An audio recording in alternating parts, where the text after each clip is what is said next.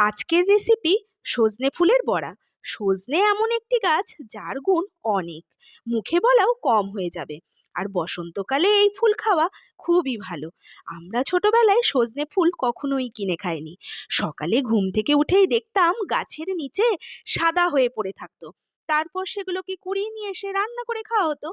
এখন অবশ্য সেগুলো অতীত। এখানে এসে, মানে এখানে বলতে শহরে গো, সবকিছুই কিনে খাওয়া।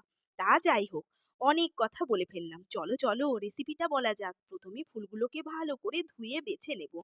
এরপর বেসন, মটরের ডালের গুঁড়ো, চালের গুঁড়ো, হলুদ, জিরের গুঁড়ো, কালো জিরে, আদা বাটা, কাঁচা লঙ্কা বাটা, স্বাদ মতো নুন চিনি দিয়ে আর জল দিয়ে ফটাফট মেখে নাও। মাখা হয়ে গেলে আবারও ফুল দিয়ে আবারও মাখো। এবারে কড়াই তেল দিয়ে গরম গরম তেলে মুচমুচে করে ভেজে নাও। ভেজে নিলেই তৈরি সজনে ফুলের বড়া। কেমন লাগলো গো? আজ তবে আসি। নমস্কার।